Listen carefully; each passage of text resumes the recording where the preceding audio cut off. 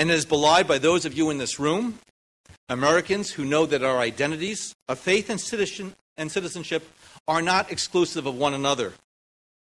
They're mutually reinforcing.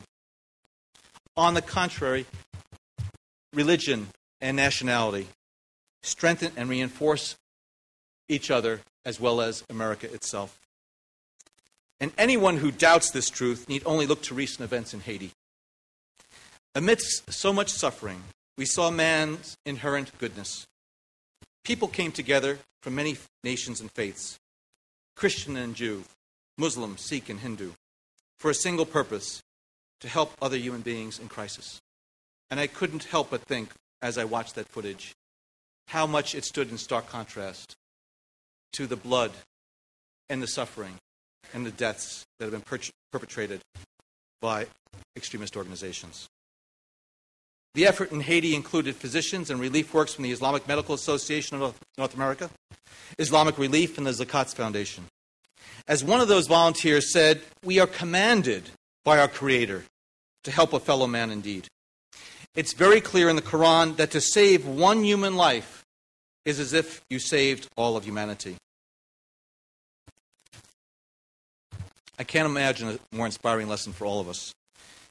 And as we work together here at home to keep our country safe, as we work together around the world to build a safer and more secure future for our children, I think this is something that has brought us together today, but it cannot last just for today. And again, I want to sincerely thank you from the bottom of my heart for giving me the opportunity to speak to you here today. Thank you very much.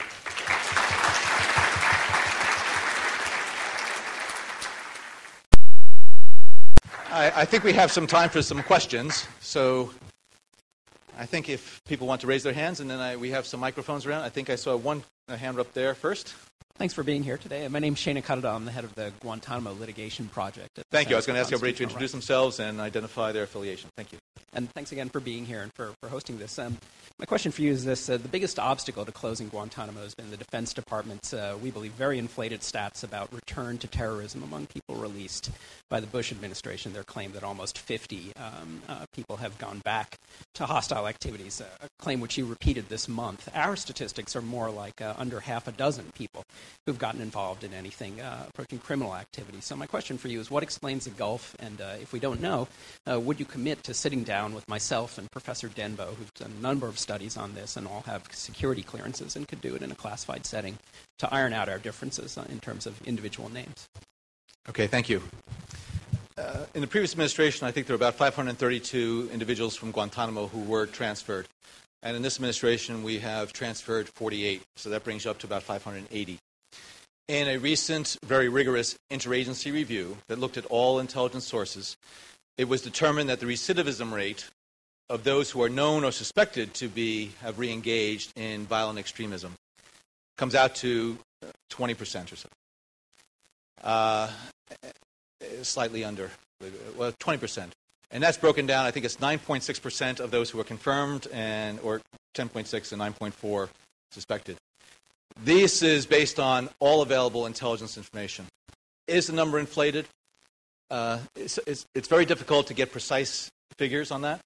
People sometimes use that figure, 20%, and say, oh my goodness, 1 out of 5 detainees return to some type of extremist activity.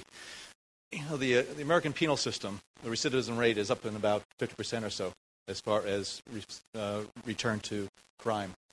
20% isn't that bad. Yet we know that many of those detainees have returned and have engaged in not just extremism, but terrorist attacks. It is something that we have to look at very carefully. We have tried to put in place in this administration a more rigorous review on the transfers. There remain about 190 or so detainees in Guantanamo. Hopefully, all those individuals will be transferred or will go into prosecution either under Article 3 or military commission. I'd be happy to take your information and relay it to the people who follow this very closely. But I think it was a very thorough review, and again, it's broken down to between those known and suspected. So the number of known recidivists on terrorism is about 10%.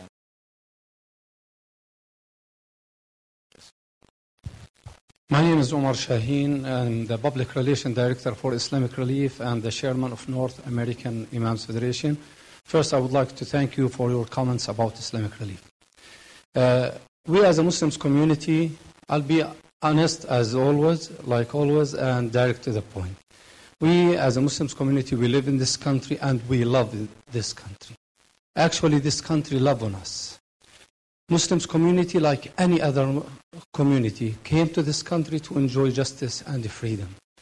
We feel that after September 11, we are not enjoying these great values anymore.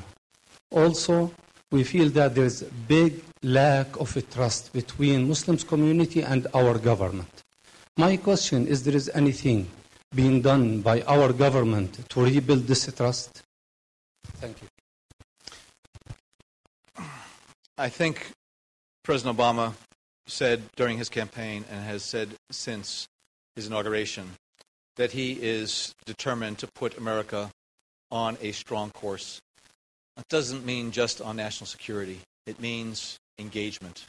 It means to return to our core values as a country. I was in the government at 9/11, and it was a tremendous trauma for this country, for this government, unlike any we had ever seen before. The reaction, some people might say, was over the top in some areas. But when you wonder about other threats, and in the aftermath of 9/11, we didn't know what we were facing in terms of WMD attacks, other cells that might be out there, and in an overabundance of caution, implemented a number of security measures and activities that upon reflection now, we look back after the heat of the battle has died down a bit, and we say they were excessive. Okay? Reasonable people can disagree about that. What President Obama is trying to do, though, is now to take into account, and which he does every day, optimizing the security of the American people.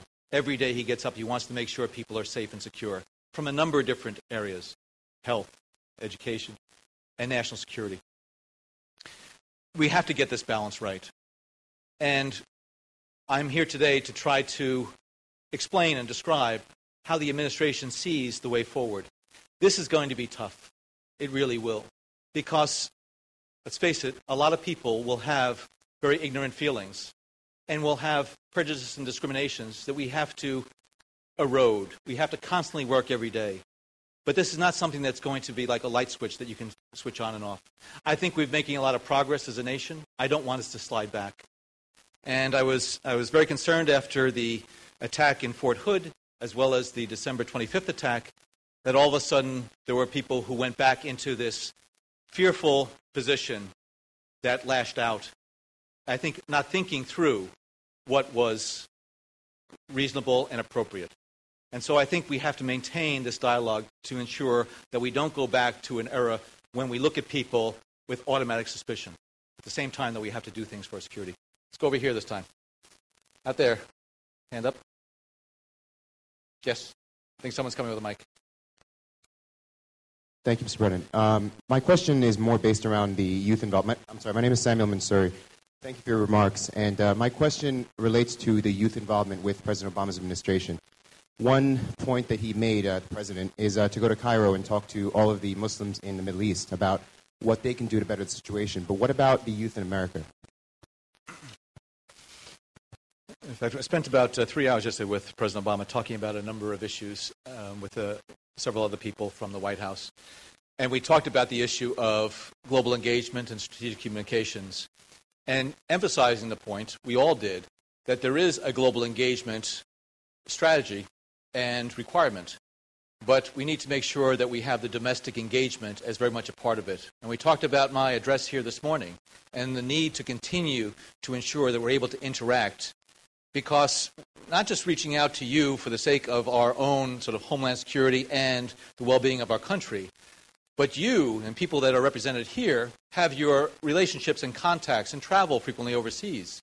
You need to be ambassadors in your own right, in your communities, in your schools, and as you travel and interact overseas. As I said, this is hard, but it requires constant attention. And as we talked before with some of the leaders of the community prior to my remarks this morning, talked about the importance of resources being dedicated to it. And also, I will say one other thing on this issue. After 9/11, our country really responded remarkably to the attacks on 9/11.